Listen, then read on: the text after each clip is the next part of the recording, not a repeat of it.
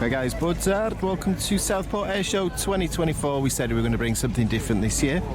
So guys, full air show. Hope everyone enjoys the footage. We're going to get some Royal Air Force types, some World War II types, and lots of other stuff, guys. I hope everyone enjoys, guys. I'll see you all soon.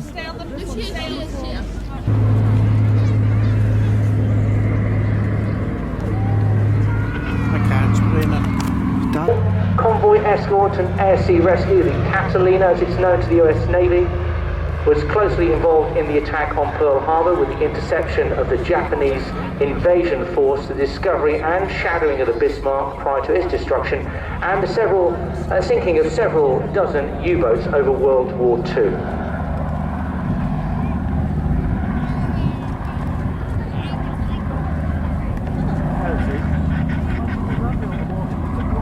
Over its times, the crew have claimed 2 of 4 Victoria Cross medals awarded to Coastal Command crews, and after the war, the surplus Catalina served with numerous military and commercial operators around the world and found new leases of life as forest fire water bombers, survey aircraft, and as you can see here today, stars of air displays all over the UK, Europe, and America.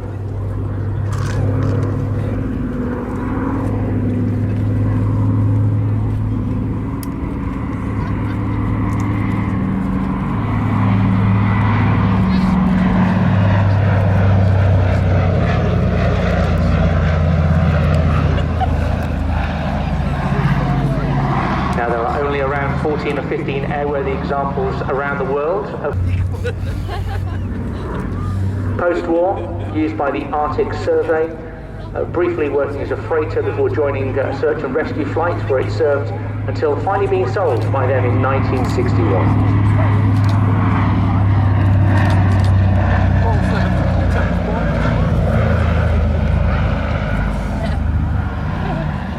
As I said, many of the Catalinas were used as water bombers, fighting forest fires all over Canada, along with some seasonal work in the south of France and Chile.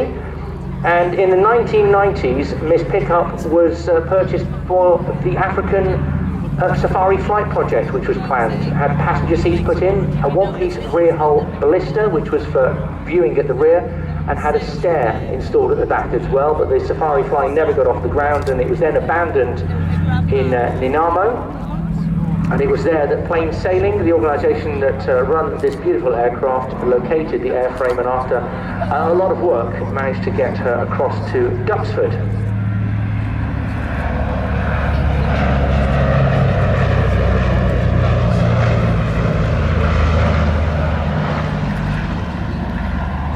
Now re-registered and named Miss Pickup, she flies at air shows all over Europe and has ventured as far north as Iceland, Greenland and Arctic Norway, and as far south as Marseille, Turkey and Barcelona, and over to Poland and Moscow as well. She took part in the 70th anniversary of the Battle of the Atlantic Flypast down the Thames in 2013, kilometres in an airborne time of 18 hours and 12 minutes over 4 days. That, Simon, is quite impressive, isn't it? It's an unbelievable aircraft. When you said, I was really shocked when you said it's 81 years old. It's amazing, isn't it? That is incredible. It looks a really contemporary looking, I think, timeless aircraft. Yeah. Beautiful, absolutely beautiful. I just wish my bodywork would look as good when I'm 81 years old. That's all I'm going to say. She still operates from fresh water on a regular basis, and in addition to air shows around Europe, you'll also see Miss Pickup in any films. If there's a film that you see that has one of these beautiful aircraft in it, it will probably be Miss Pickup. They're the floats, are they? The stabilisers that they just put down? Absolutely, yeah. Absolutely. That sounds like I know what I'm talking about, doesn't it? As I say, it was then shot up and sunk by the Luftwaffe, and the rescuers themselves had to be rescued and eventually taken to Great Yarmouth by lifeboat. There you see those beautiful searchlights and the pontoons on the side.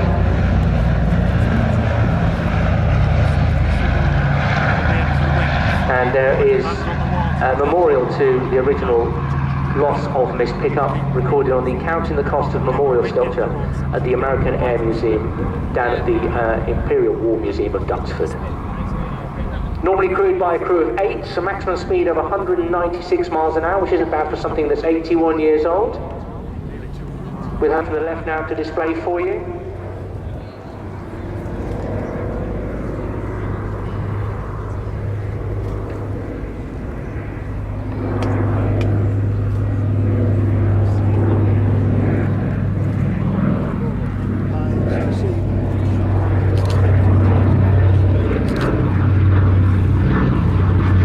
When it was being flown in World War II as missed pickup, not just for rescue, it would also carry machine guns and torpedoes in some cases, and some depth charges as well in its submarine hunting role.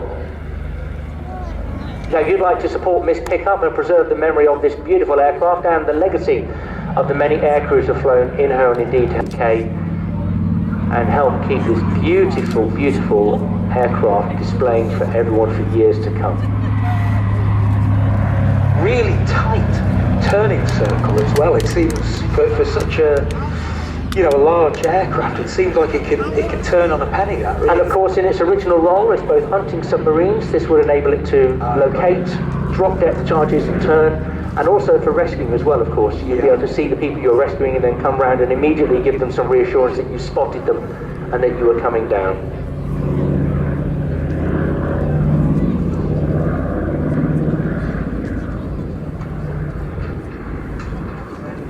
There we go. Miss Catalina, our first display. You enjoyed that, didn't you, Simon? I did enjoy that. I thought that's a really nice way to kind of ease us in. Something that I want to kind of bring up about that. You've got 8 to 9 Naval Air Squadron, HMS Union, HMS Hecate, HMS Aurora, and HMS Ajax. The aircraft flying for you today also serve on HMS Petra in the Falklands with red crosses painted on in a casualty evacuation role. That's a lot. She was disposed by the Royal Navy in 1994.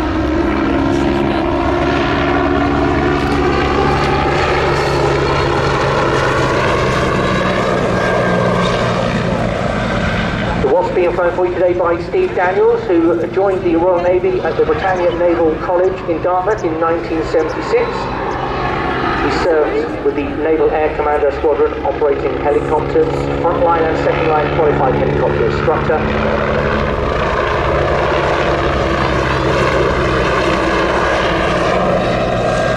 He also served as a staff officer in the headquarters of the Flag Officer Naval Aviation for the Royal Naval Flight Training Manager team within the Ministry of Defence in London. So the Wasp Mark I was introduced in 1964, was a first generation jet engine helicopter built by the Royal Navy, fully cast-ring, long stroke oleos, lockable wheels that can be towed outwards or inwards depending on the operational need.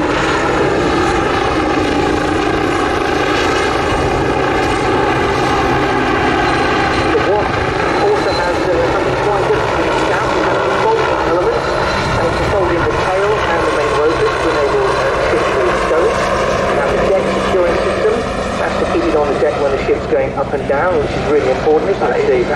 Very important.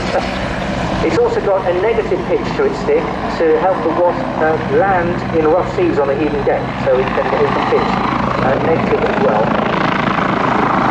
Got a metal tail rotor, single horizontal stabilizers opposite the tail rotor, anti-submarine warfare avionics, warfare armament, a winch and flotation devices.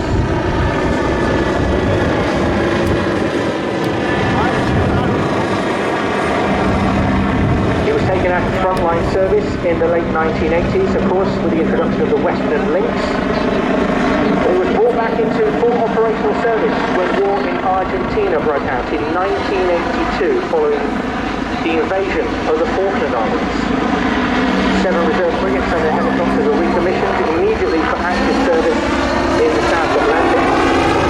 And on the 25th of April 1982, the Argentinian submarine Santa Fe was spotted by a Wessex HAS from HMS Antrim. The Wessex then attacked with its depth charges, and HMS Plymouth launched a Westland Wasp Link attacked the submarine with a Mark 46 torpedo, and the Wasp from HMS Plymouth, as well as two other Wasp launch from HMS Endurance, fired their anti-ship missiles at the submarine, scoring hits. The crew at 20 miles an hour, the Gabby arranged 163 nautical miles, powered by a Rolls-Royce Nimbus 103 turboshaft engine, that's 710 SPH, that's shaft horsepower. When fully armoured, 2 Mark 44 or 1 Mark 46 torpedo, 2 Mark 44 depth charges. The aircraft was virtually rebuilt in 1955, the engine in 1967 after searching the world for spares.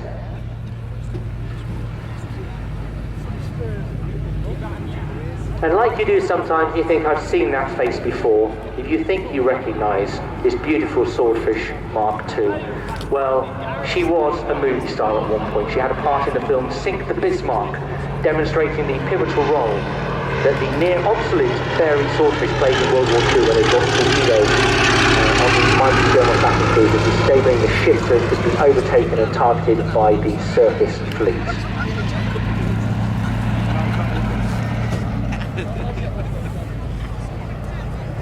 So flying for you today, LS-326 is a Blackfish built in 1943 by Blackburn Aircraft at Sherborne in Mellet. She served with L&K flights of 836 Squadron, the largest ever fleet air-armed squadron, on board the merchant aircraft carrier ships Rapana and Empire McCallum on North Atlantic convoy protection duties.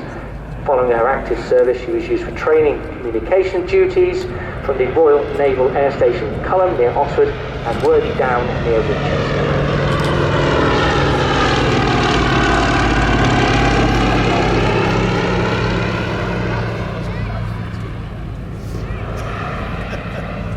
Flying for you today.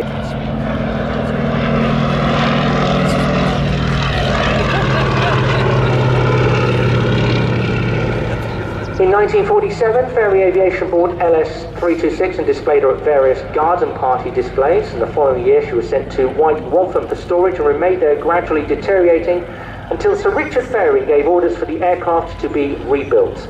The restoration was completed in October 1955, and thereafter she was kept in flying condition at White Waltham, registered and painted Fairey blue and silver.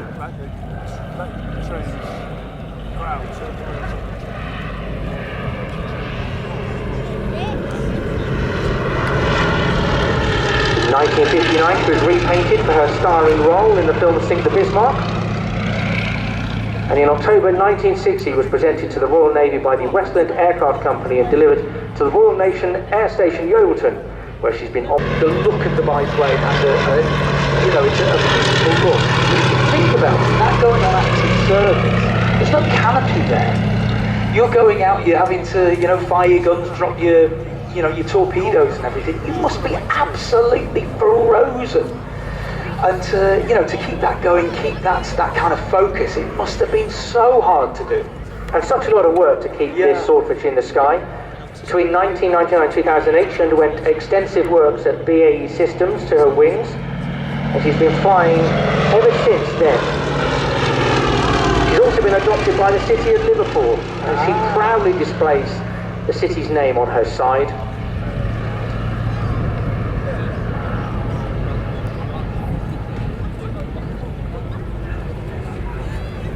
A relatively short space of time, really. Quite a jump. Oh, we're getting away. Yes, we are indeed. Nice wave for you there, ladies and gentlemen. And as we say goodbye to the swordfish, not just, of course, famous for Taranto, but playing a really important role. The Wildcat helicopter will give you some details on that as the display continues. Completely redesigned for its new role. Here we go. The aircraft flying it together for you, the Royal Navy Black Cats.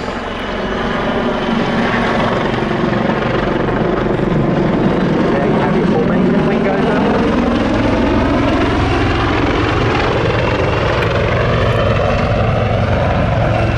The manoeuvrability. The Wildcat, as I said, a further development of the Westland Lynx.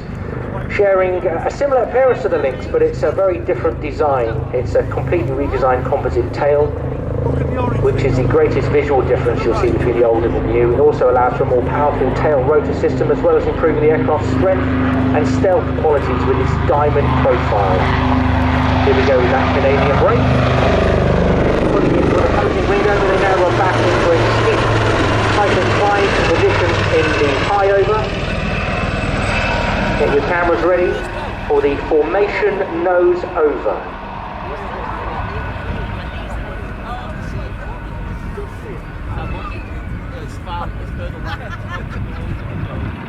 Flying in there today, Viv and Scotty taking full advantage of a much improved cabin, very luxurious compared to the old Lynx. It's got a state-of-the-art touch screen cockpit instruments, high-tech communications.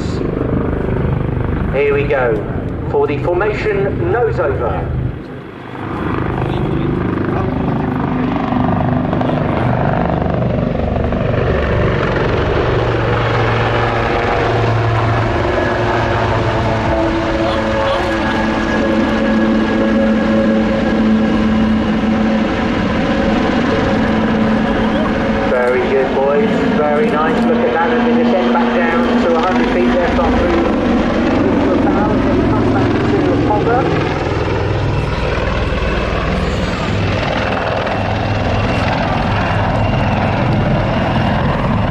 Towards each other, Viv now falling into carousel, rotating around each other and then climbing vertically in front of you.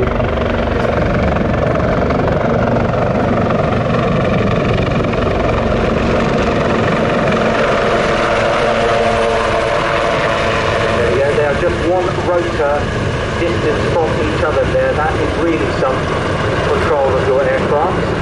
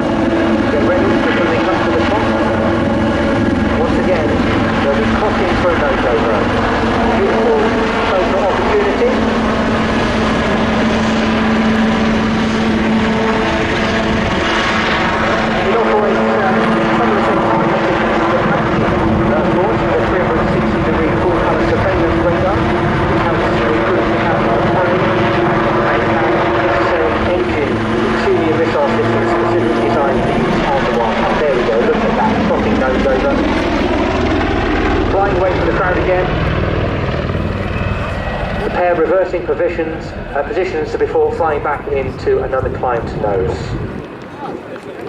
Wildcat now, after its first public display at Southport Airshow, is in full use.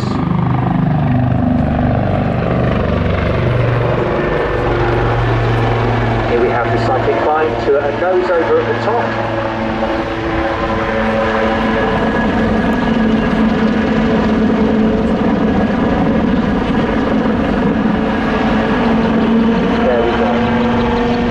Flying down close formations, they reposition to the left, ready for a pair break in front of the crowd, before giving us one final crossing wing over.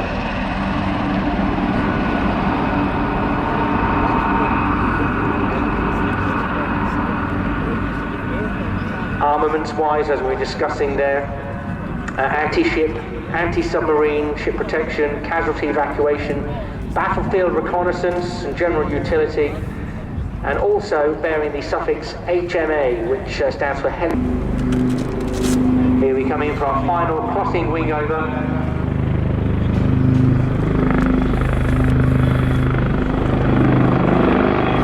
As we get ready for one final break.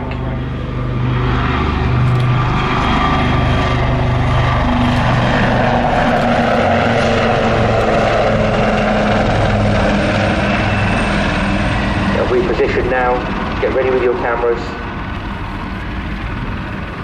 Normally carrying Stingray torpedoes, door-mounted heavy machine guns, and the new light and heavy variants of the future anti-surface guided weapons missiles. You're pleased to know they're not using those today, Simon. Well, that's a relief.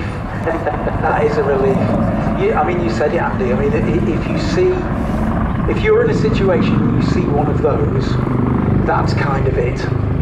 You really don't want to see one of these. Here we go. Let's have a nice big wave to Scotty and Viv for their final break. Crowd centre, ladies and gentlemen, the Black Cat Southport 2024.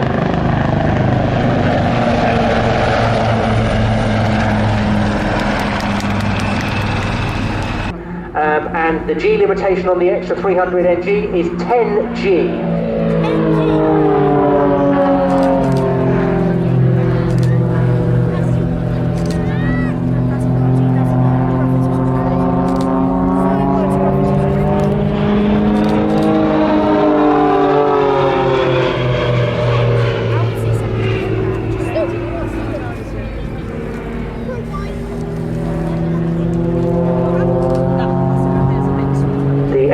As I said, is the 300 NG, rising from the hugely successful stable of the Extra Aircraft Company in Germany, the original EA300 designed in 1987 by Walter Extra, a former German aerobatic champion.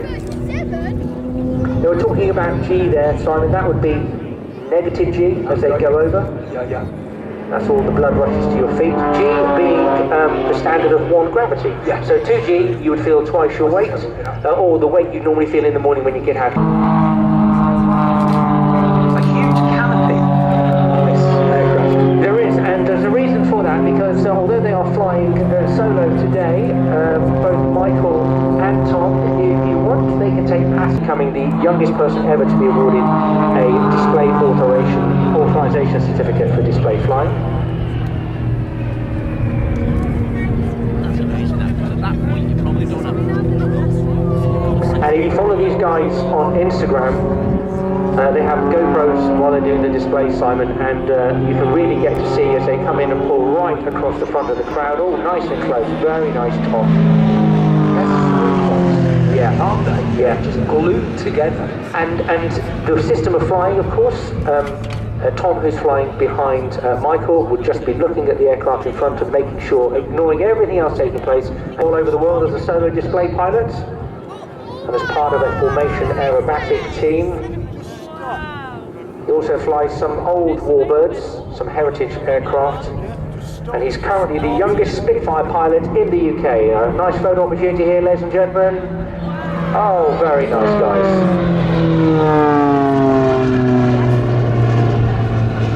And take passengers, so find their website, get in touch, and you can stuff up some cash and have a display flight with them as well. Yeah? You ever done that, Andy? No, I have jumped out of an aircraft, but that was with a parachute. That's a relief. Always the way to do it. Actually, it wasn't with a parachute, it was with someone else with a parachute. Oh, that's beautiful. A nice, almost heart in the sky for you, ladies and gentlemen. Because we were expecting Rich Goodwin, but Rich just wanted to come on a little bit later today, so we're going to have Rich Goodwin after our wing walkers. But we are getting ready for the tutor displaying for you here today.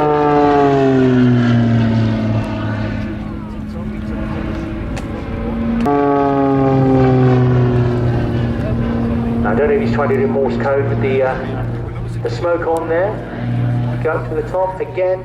Tom here, just letting the power off, falling back down.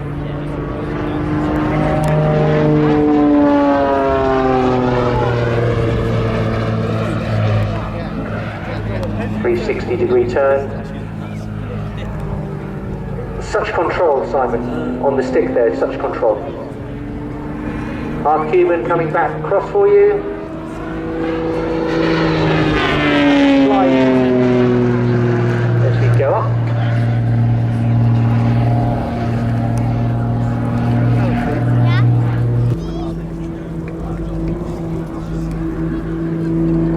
Here we have Michael and Tom, inverse flying, saying hello to each other in the cockpit, waving, nice and close.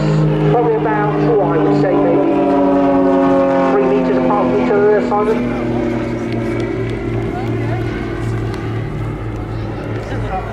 Speed into height to perform its first manoeuvre, the Hammerhead. Flight Lieutenant Hughes was born in Carmarthen, South Wales, and started his flying career in the Royal Air Force in 1989, flying the VC-10 out of our Enterprise Norton, and then as a search and rescue pilot on the Seeker. From the end of this half, Bob now rolls 90 degrees while pointing straight up before completing a stall turn at almost zero airspeed. The two 90-degree turns allow Bob to continue in the same direction. The tutor is operated by No. 6 Flying Training School in partnership with Babcock International Bank. Big thank you to everyone who came to Southport today to see us. Ladies and gentlemen, boys and girls, the 2024 Royal Air Force Tutor Display. Thank you, Lloyd. A fantastic display, and we were talking there about the ways that our young men and women that are here today at Southport enjoying this display, how they can get involved with the Royal Air Force. Tell me about your journey quickly. So I didn't actually have much interaction with the Air Force.